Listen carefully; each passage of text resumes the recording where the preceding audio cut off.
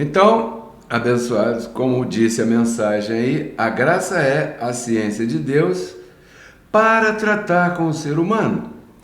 Por que o ser humano precisa da graça de Deus? Porque, uma vez mais, vou te dizer que você não é essa roupa que te veste. Você é o espírito que está dentro do corpo. O corpo é somente uma roupa, uma camisa, que com o tempo ela vai se desgastando. Portanto, você precisa compreender que você é muito mais do que a aparência da tua carne. Você é um espírito que já habitava com Deus antes da fundação do mundo, numa época em que não existia tempo, né? O tempo ainda não havia sido formado, os elementos para se contar o tempo ainda não existiam, porque Deus, ainda não havia criado as referências que nós temos para contar o tempo. Então, o Evangelho da Graça diz ali que nós, naquele momento, fomos entregues a esta forma de doutrina, que é a graça de Deus.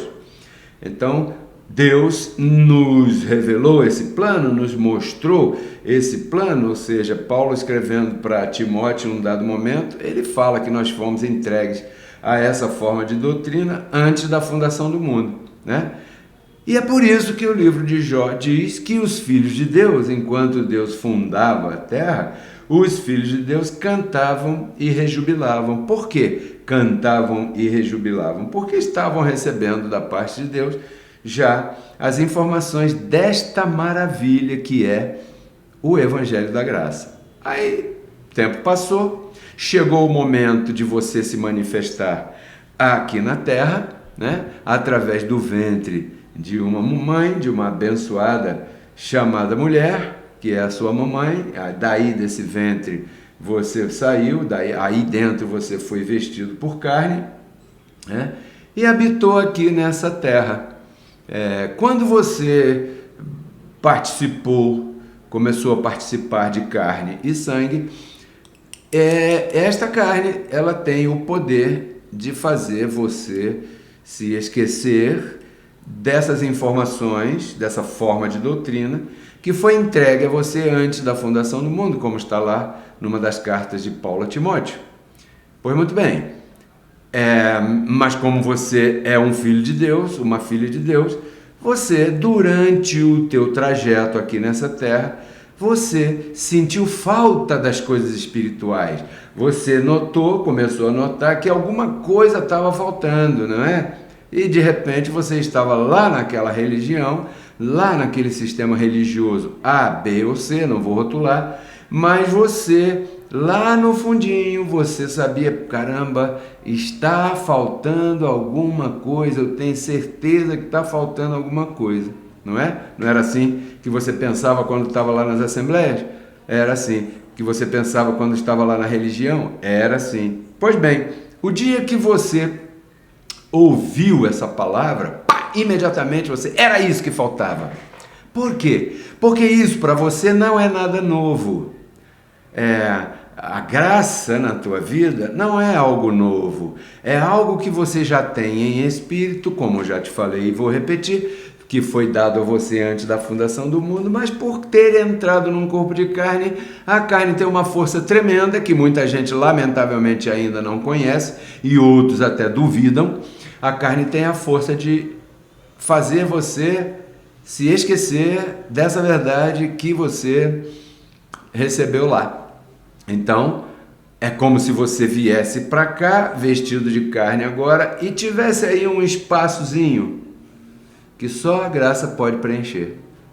Por isso, a gente aqui preparou a vinheta que começa o nosso programa de terça e de quinta, dizendo que a graça é a ciência de Deus para tratar com o ser humano. E essa programação está preparada com muito carinho para te dar entendimento. Porque você é um espírito e a comida do espírito é a informação. O alimento do espírito é o conhecimento. Espírito não come carne, quem come carne é a carne. Quem come feijão é o corpo humano, quem come arroz é o corpo humano, verdade? O espírito come palavra de vida. Então aqui vai a palavra de vida de hoje. O título dessa programação chama-se Todo Aquele que Me Negar Diante de Deus. Esse versículo, como bem me serviu numa bandeja o nosso irmão Claudeci, lá de Fortaleza. Essa programação aqui vai dedicada a ele e sua família lá. É muito usado, né, pelos da religião para dizer que a salvação se perde. E se você olha esse versículo que eu vou ler para você aonde está, né, escrito esse versículo, porque é verdade que Jesus falou, está aqui, ó, Mateus 10:33, né? Qualquer que me negar diante dos homens, eu também o negarei diante de meu Pai, que está nos céus, disse o próprio Jesus de Nazaré, porque aqui nós estamos lendo a palavra de Jesus, sim ou não? Então, está aqui escrito em Mateus 10:33. Ok, muito bem. Então, à primeira vista, isso parece ameaçador, e quando você, de repente, está conversando sobre a graça de Deus com um legalista, invariavelmente eles vêm colocando alguma trampa, não é verdade? Que fazem assim contigo? Os da Batista, os da Assembleia, os da denominação A, B, C. Por quê? Porque essa gente, lamentavelmente, eles estão hoje em dia representando os fariseus, né, que ficavam fazendo perguntas capciosas, e agora eu gastei, perguntas capciosas para Jesus de Nazaré, que era próprio Deus vestido de carne naquela época, para fazê-lo tropeçar, para ver ou tentar fazê-lo tropeçar. Da mesma maneira, quando você está compartilhando a graça de Deus com um legalista, ele tem essa tendência, e eu tenho certeza que alguns de vocês já ouviram eles rebaterem, né, a salvação eterna no teu espírito com esse verso. Não, tá vendo aí, ó, se Jesus nega, risca do livro, e se risca do livro, vai para o inferno. Se vai para o inferno, senta no colo do Satanás. Eles adoram isso.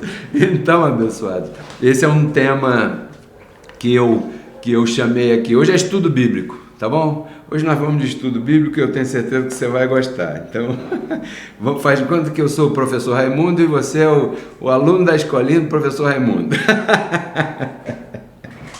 Então, como eu já disse, né, os religiosos usam isso aqui para ameaçar as pessoas, e às vezes as pessoas se sentem ameaçadas e aceitam as ameaças por não conhecerem.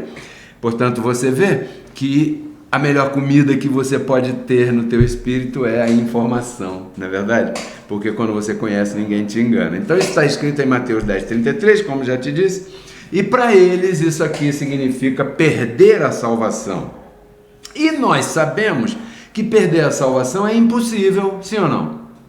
Pedro Kelly, a salvação espiritual, poxa, eu já estou convencido que eu não posso perdê-la? É claro que não pode perdê-la, porque senão a gente teria que jogar fora aqui vários versos, várias folhas bíblicas.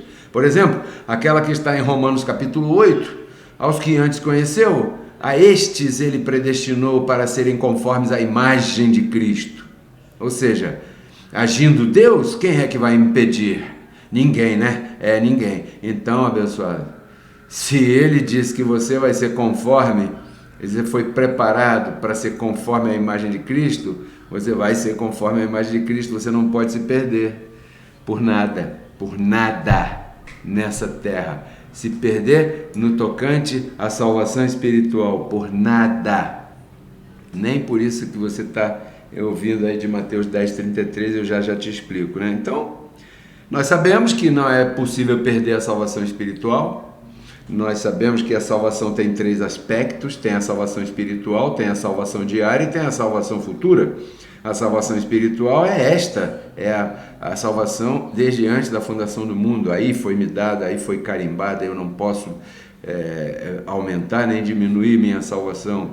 Agora, Paulo diz que eu tenho que cuidar da minha salvação com muita atenção. Ele usa as palavras temor e tremor, né?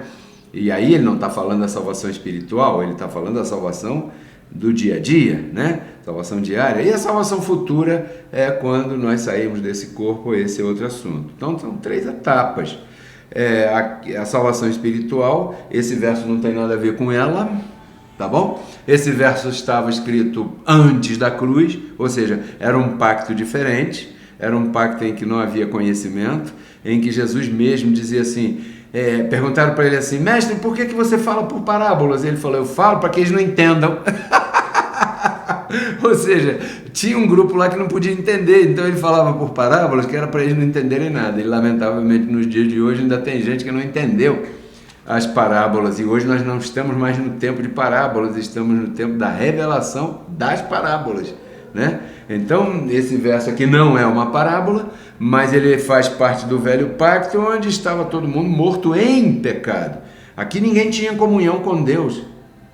Deus nessa época aí, para falar com as pessoas, ele mandava recado pelos profetas, ele não aparecia para ficar falando com ninguém assim, não, a não ser num caso muito especial, como você sabe, em alguns momentos que ele apareceu em Melquisedeque, para Abraão, para Moisés, apareceu de várias formas, não é verdade? Pois bem, então qual é a análise aqui que eu quero fazer com você nessa noite maravilhosa? Vamos começar.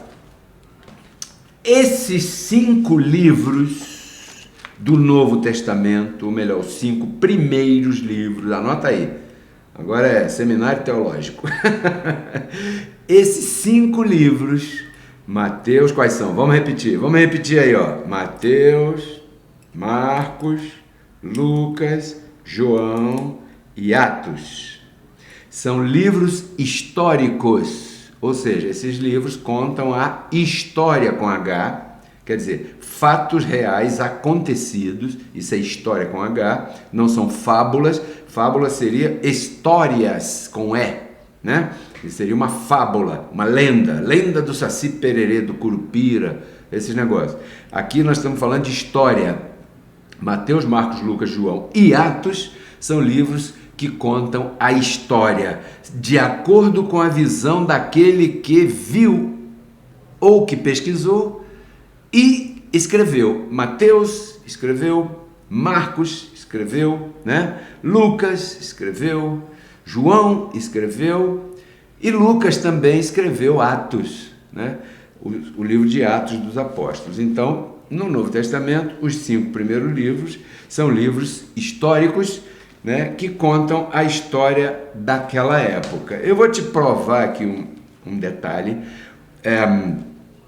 que da diferença entre os escritos. Por exemplo, se você pega aí o livro de Mateus, vamos começar com Mateus, hoje é estudo bíblico, Mateus, o último capítulo, verso 28, no verso 19 diz assim, portanto, ide, fazei discípulos a todas as nações, batizando todo mundo, em nome do Pai, em nome do Filho, em nome do Espírito Santo, ensinando isso, aquilo, coisa e tal. Então, a pessoa pega aqui o livro de Mateus e diz assim, aqui Mateus escreveu que Jesus mandou. Mandou o quê? Mandou todo mundo ir e fazer discípulo em todas as nações, batizando todo mundo, quer dizer, isso é a ordem de Jesus, então vamos batizar todo mundo, fazer discípulo, porque o livro de Mateus aqui está mandando fazer isso no capítulo 28, verso 19. Ok, essa foi a visão de Mateus. Segundo Mateus, Jesus falou isso.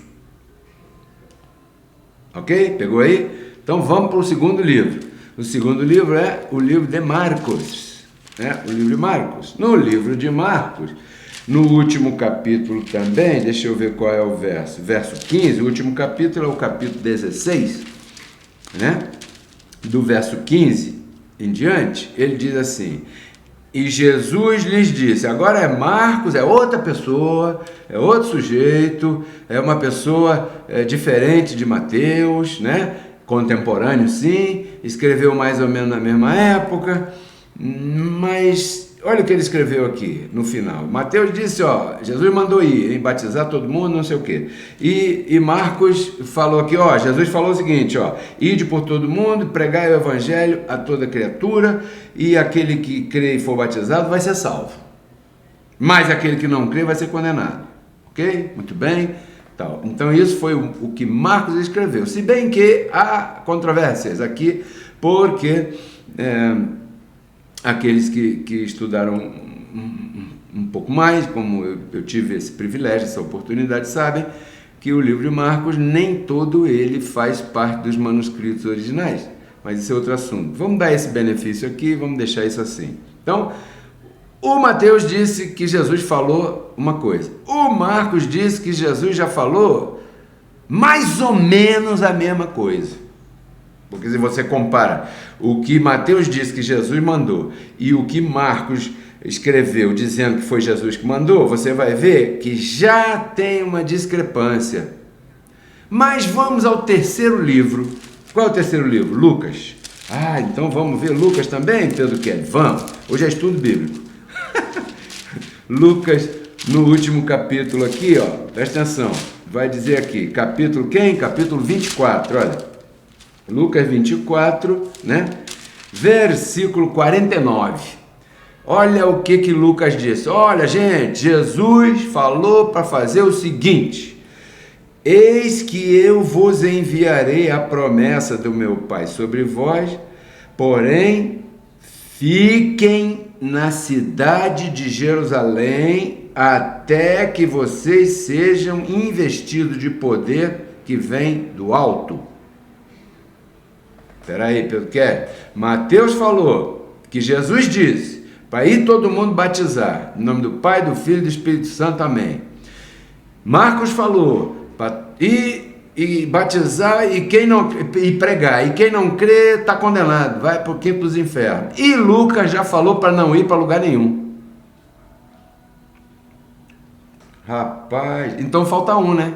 Vamos ver o que João diz? Não, vamos ver não, sabe por quê? Porque ele não disse nada. Não. Ué, Mateus disse no final que Jesus mandou fazer isso. Marcos disse no final lá que Jesus mandou fazer aquilo. Lucas também no final disse que Jesus mandou fazer aquilo outro. E João não falou nada sobre isso. Então o que a gente vai fazer? Vamos batizar? Vamos condenar todo mundo? Ou não vamos para lugar nenhum? O que a gente vai fazer? Porque esses são livros históricos. E os livros históricos são escritos de acordo com a visão de cada um escritor. Pois bem, agora, um desses livros, e aí eu vou acrescentar dois, né? Dois desses livros, desses 5 primeiros, tem um respaldo diferente, um respaldo de credibilidade que me faz escolhê-lo como o melhor para que eu possa me inteirar do que aconteceu naquela época. E eu me refiro neste momento ao livro de Lucas. Por quê? Porque se você quiser fazer aqui rapidinho essa leitura comigo, Lucas capítulo 1, verso 1, diz assim, olha só: posto que já muitos tentaram pôr em ordem a história das coisas que entre nós aconteceram certamente, tal como nos ensinaram aqueles que viram com seus próprios olhos desde o princípio. Olha o que Lucas está dizendo. Me pareceu também a mim, Lucas dizendo, Lucas era médico, né? Depois de ter investigado com diligência todas as coisas desde a sua origem, me pareceu por bem escrevê-las, colocando-as em ordem. Ó excelentíssimo Teófilo, era um amigo dele, para que conheça bem a verdade das coisas nas quais você foi instruído, fecha aspas. Ora, quando eu leio Mateus, eu não encontro esse respaldo. Quando eu leio Marcos, eu também não encontro esse respaldo. E quando eu leio Lucas, eu vejo aqui uma pessoa que me parece muito sensata, e aqui ele está dizendo, olha, eu não estava lá, não. Portanto, eu ouvi daqueles que viram certamente com seus próprios olhos, ouvi de várias pessoas, e visto que tanta gente já escreveu isso por aí, Eu resolvi escrever também, mas antes de escrever, eu resolvi investigar bem e colocar em ordem para te contar, Teófilo, Pedro Kelly, Sueli, fulano, abençoado que está ouvindo aí, para te contar como foi que as coisas aconteceram. Então, quando eu olho esse livro de Lucas, esse livro, na minha visão, salta aos olhos e eu vou preferi-lo quando eu encontrar palavra similar em outro livro histórico, como é o caso, por exemplo, do Gadareno. Mateus fala que o Gadareno eram tantos e Lucas fala que não era bem assim. Depois você leia lá, que hoje não é o assunto Gadareno, para que você veja que o livro histórico ele tem uma conotação histórica de acordo com a mentalidade, a disciplina, a cultura, o entendimento, a sensatez daquele que escreve. E aqui você tem que convir comigo, há de convir comigo, que Lucas, o Dr. Lucas, foi muito sensato. Mas eu disse que dos 5 eu daria credibilidade a 2, e você já sabe quais são. É o livro de Lucas e o livro de Atos, que foi escrito pelo mesmo Dr. Lucas. Sacou? Muito bem. Agora vamos voltar ao negócio de que negar, que não negar diante de Deus, diante do Pai, o que vai acontecer. Por quê? Porque o Claudeci me mostrou Mateus 10:33, que diz assim, qualquer um que me negar diante dos homens, eu também o negarei diante de meu Pai que está nos céus. E isso é sério.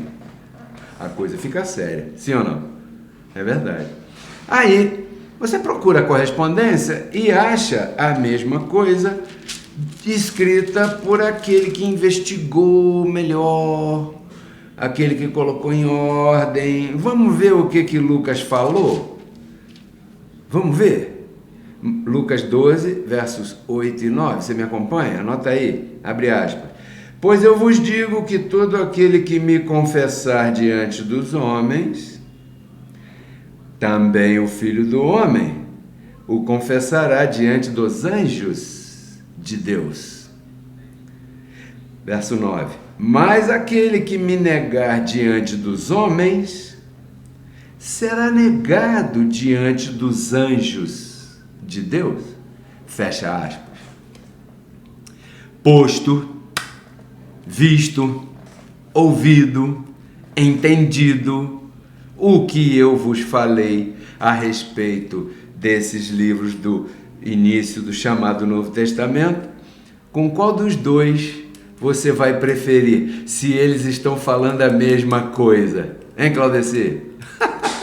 É claro que você vai preferir Lucas, né? Porque você já entendeu.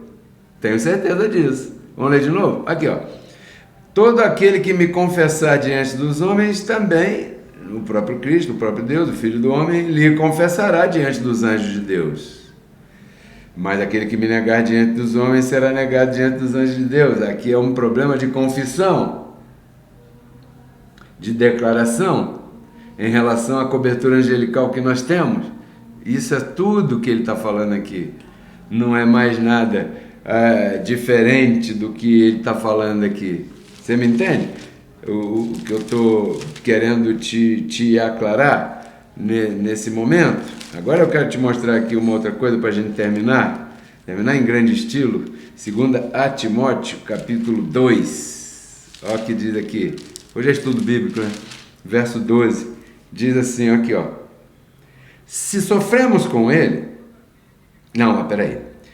Verso 11. O apóstolo Paulo fala assim para Timóteo. Timóteo, presta atenção, palavra fiel é esta. 2 pontos. Se nós morremos com ele, também viveremos com ele. Se sofremos com ele, também reinaremos com ele. Se o negarmos, ele também nos negará. Diante de quem? Diante dos anjos. Se formos infiéis, ele permanece fiel. Por quê? Porque não pode negar-se a si mesmo. Fecha aspas. Ou seja,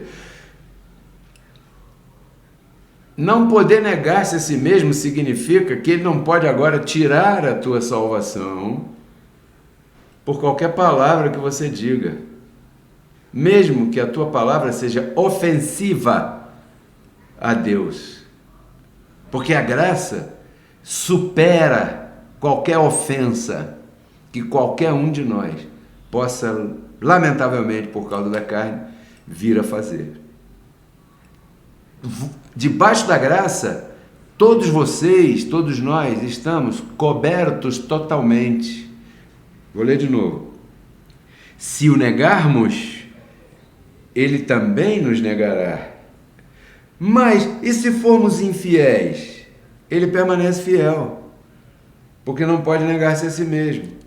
Entendeu? Então, ele não pode negar-se a si mesmo, mas aqui diz, se nós o negarmos, ele também nos negará em relação à cobertura angelical. Ou seja, aquilo que você fala é aquilo que você está chamando à existência. Como você ouviu e entendeu lá no livro de Lucas, capítulo 12, versos 8 e 9, que eu acabei de ler. Se você faz uma declaração aqui, né, isso é imediatamente ligado no céu. Aí está explicado também essa outra passagem lá, lá que falando para Pedro, né? Aquilo que você une aqui, aquilo que você declara aqui, aquilo que você chama a existência aqui, imediatamente o mundo espiritual entra trabalhando a teu favor, seja positivamente ou seja negativamente. Se você falar negativamente, essa negatividade também chegará até você. Se o negarmos, ele nos negará. Pois bem, se eu não considerar o serviço angelical, estaria perdido, se eu não considerasse, né? Por quê? Porque aqui está dizendo, porque Lucas, ele falou lá em Lucas, se você não manifesta isso aí, diante dessa cobertura de anjos, você também vai perder esse benefício. Então isso é tudo em relação a esse tema. Porém, para que você possa explicar uma coisa assim, tem que ter tempo, né? Tem que ter tempo, porque os legalistas, eles vêm colocando tropeço no teu caminho. Eles vêm para atrapalhar você e a tua explicação. Mas não perca o ânimo, porque tem sempre uma terceira pessoa que estará ouvindo aquilo que você está explicando. Uma vez, vou te contar e vamos encerrar. Eu estava numa viagem de moto, fazem alguns anos, e eu estava na Argentina, eu e um amigo. E então, passando assim num calçadão, eu queria comprar um cordãozinho, uma coisa assim, para trazer para o Andrés. Falei, puxa, gostei disso aí. Tinha um rapaz meio hippie lá e tal, e eu falei, puxa, que legal, um artesanato, e eu gosto dessas coisas, e me aproximei, comecei a perguntar, e vi que tinha uma Bíblia, um Novo Testamento lá. E é claro, né, eu comecei a conversar com ele sobre isso, no idioma dele, graças à mente de Cristo ativada na minha vida. Eu consigo me comunicar bem em espanhol também, não só em português e um pouco em inglês. Então eu comecei a falar com ele em espanhol. E é claro, ele estava ali para vender as bugigangas dele. Então quando chegaram outras pessoas para comprar suas pulseiras e cordões, ele me deixou no vazio e foi vender, que ele quer almoçar e jantar, ele não quer saber de Bíblia. Aí eu me calei, paguei o que estava destinado a pagar pelo cordãozinho que eu havia comprado e fui saindo. Imediatamente um outro rapaz me pegou pelo braço: Senhor, ¿me pode explicar um pouquinho mais todo isto que dijiste a meu companheiro? E então eu falei, tá vendo? Às vezes você está falando com esta pessoa, mas aquela ali e aquela ali é que tem o propósito dado por Deus para serem alcançadas. Então não desanime. Quando te rebaterem e quiserem te mostrar versículos para te derrubar, lembre do que eu falei. Se você souber explicar, bacana. Se não souber, pode recorrer ao canal ou ao WhatsApp aqui, né? E se o Espírito da Graça tocar em você, cale a boca e vai falar de futebol, porque essa palavra não é para todo mundo. Então, muito cuidado com não jogar essa palavra para quem não tem que jogar. Tá bom, abençoado? Queria agradecer a todos que participaram, né? Nosso WhatsApp continua vivo. Aqui, quero mandar um abraço finalizando aqui para quem está por aí. Todo mundo que entrou depois, né, Dolores? Abençoada. Lá em Londrina, Joelson, no Rio de Janeiro. Né? Ai, que bom, muito bom saber que vocês estão aí. Mas eu não poderia terminar sem agradecer por isso aqui, ó. Aqui estão os códigos Pix, que são os meios para você enviar a tua semente e plantar aqui no Ministério Reconciliados com Cristo. Preste atenção no que eu vou te dizer. O apóstolo Paulo fala que aquele que planta, colhe. O que define a tua colheita é o plantio. Quem planta abundantemente, colhe abundantemente.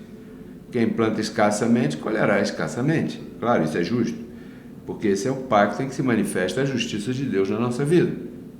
Pois muito bem.